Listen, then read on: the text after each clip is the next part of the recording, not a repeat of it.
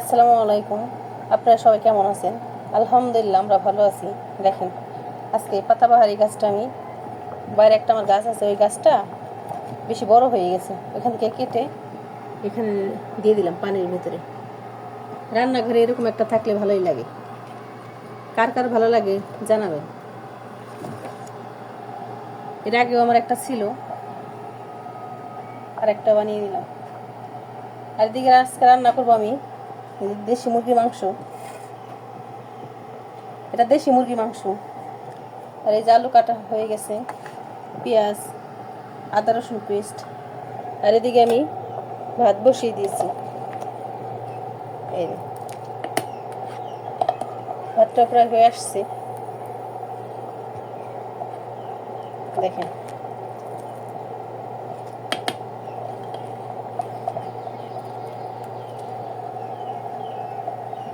ভাতটা হয়ে গেলে আমি রান্না করব মাংসটা। আমাদের সাথে থাকুন, আর আমাদের ভিডিওটি যদি ভালো লাগে একটু শেয়ার করে দিবেন, আর আমাদের পাশে থাকবেন।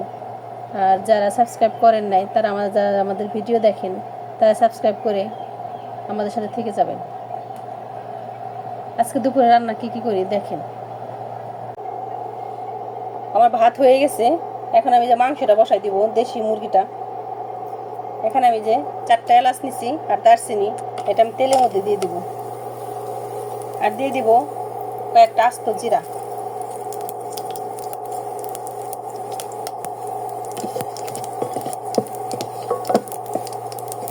হালকা বাদামি কালার হয়ে গেছে, এখন এর মধ্যে পেঁয়াজ দিয়ে দিব।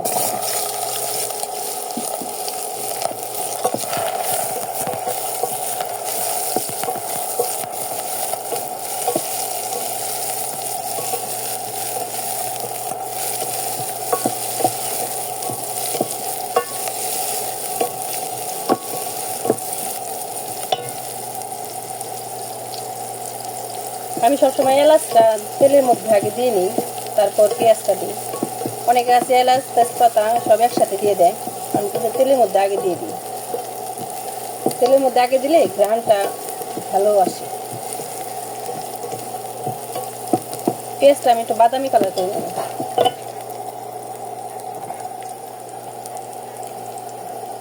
দেখেন পেঁয়াজটা যে বাদামি কালার হয়ে গেছে, এখানে এ পর্যায়ে আমি দিয়ে দিব এই আদা রসুন পেস্ট।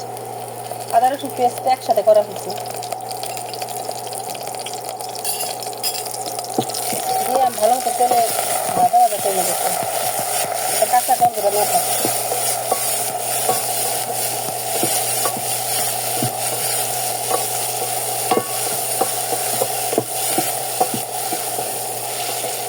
সুন্দর একটা ঘ্রাণ দিয়ে হয়েছে।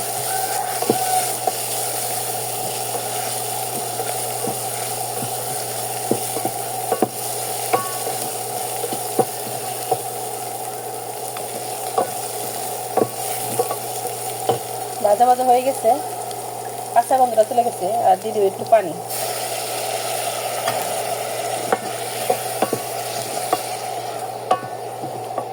পানিটা বেশি দিব না, সামান্য দিব। এর সাথে দিয়ে দেবো এখন আমি মরিচের গুঁড়া আর হলুদের গুঁড়া, ধনিয়া, আর দিয়ে দেবো লবণ। লবণটা দেবো পরিমাণ মতো।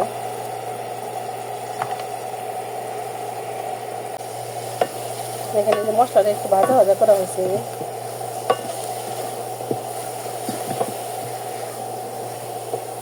ভালো মতো কষাই নিচ্ছি।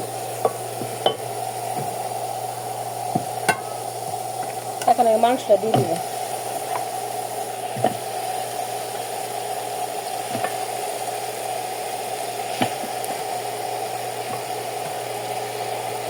এটা দেশি মুরগি আমার খামারে। যারা যারা আমার ভিডিও দেখেন আগে থেকে তারা তো জানি এটা আমার খামারের মুরগি।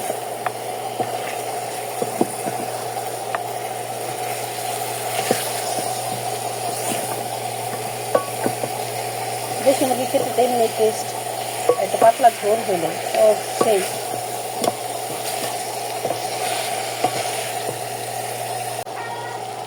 দেখেন এই যে আমার মাংসটা প্রায় কষানো শেষ, দেখছেন কি সুন্দর কালার আসছে। আর এর সাথে আমি দিয়ে দিব আলু। আলুটা দিয়ে আমি আর একটু ভালো মতো কষাবো।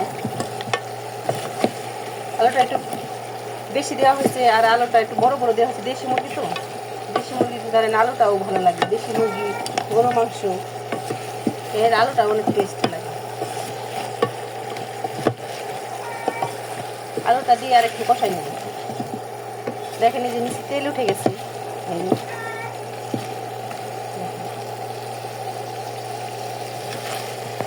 মাংস কখনো পানি দিয়ে বেশি বেশি কষাবেন না। পানি দিয়ে কষালে সে মাংসের টেস্ট হয় না। আর পানি ছাড়া আপনি এমনি কষাবেন, টেস্ট বাড়বে। আর আমাদের ভিডিওতে যারা দেখেন তাকে লাইক দিয়ে দেবেন। দেখেন আমার মাংসটা কষানো শেষ। মাংস আবার আলু দিয়ে মাংস কষানো শেষ। দেখেন উপর তেল উঠে গেছে, কিন্তু নিচে লাগেও না। দেখুন, আর এরকম সসপ্যানে রান্না করে কিন্তু অনেক আরাম। এরপর যে এখন আমি একটু পানি দিয়ে দিব।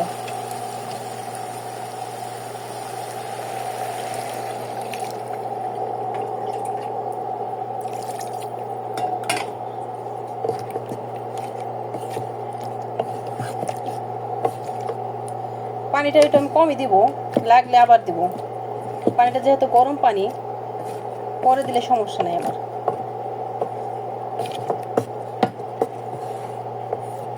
আর পানি অল্প অল্প করে দিয়ে মাংসটা কষালে মাংসের টেস্ট বাড়ে।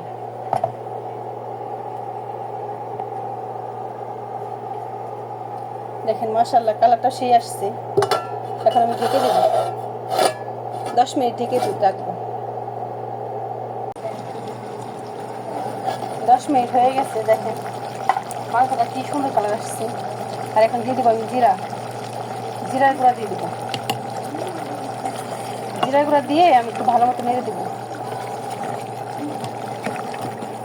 অনেকে আছে জিরার গুঁড়াটা পরে দেন, পরে দিলে জিরার একটা হালকা একটা গন্ধ আছে, ওই গন্ধটা টিকে যায়।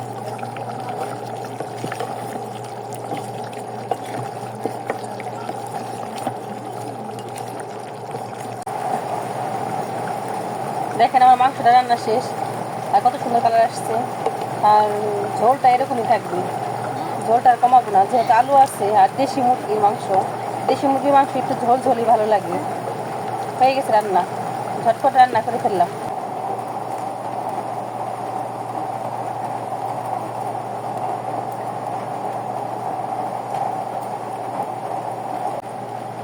দেখেন এই যে আমার রান্না শেষ। এখন গরম ভাত দিয়ে খাবো, আর বাইরে বৃষ্টি হচ্ছে। আর রান্নাটা অনেক সুন্দর ঝটপট রান্না করে নিলাম। আজকে মুরগির মাংস রান্না করছি, সকালে খিচুড়ি রান্না হয়েছিল। আর এই তো, আমাদের পাশে থাকবেন আর আমাদের ভিডিওটা দেখবেন, শেয়ার করে দিবেন। আর আল্লাহ হাফেজ।